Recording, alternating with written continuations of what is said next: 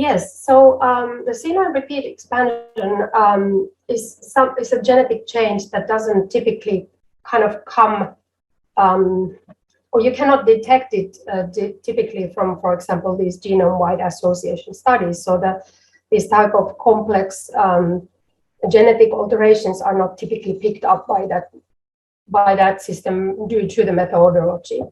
So we asked if we could find an alternative approach to identify these C9 repeat expansion carriers in this type of genetic data sets which do not directly provide us this information.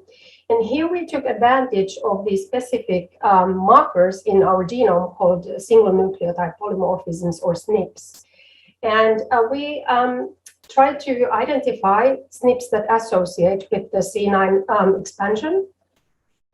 And we first identified these most strongly associating SNPs or groups of SNPs in a genetic database that we knew that contained these kind of validated or verified C9 expansion carriers. And we kind of identified the most strongly associating SNPs in there first. And then in the next step, we took advantage of this very large Finnish database called FinnGen, which contains health and genetic information of approximately 300,000 Finns.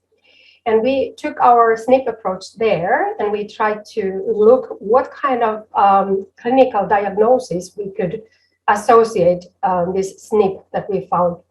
And we were very happy to find out that this particular top SNP that we found was most strongly associated with the clinical diagnosis of FTD and also ALS. So this kind of sort of confirms us that our approach might be usable, and so that we could find these C9 expansion carriers potentially using this SNP approach in these large, for example, population-based genetic data sets that directly do not contain the genotyped information of the C9 expansion. And we also looked our top SNP in another biobank, UK biobank, and there we were also happy to see that it strongly associated with ALS there as well, confirming our results in the FinnGen database.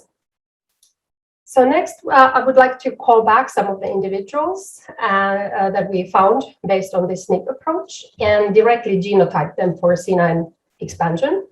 And this way we would get an estimate how powerful this SNP approach could be, and could it be utilized in a wider manner in these kind of large population data sets or biobanks.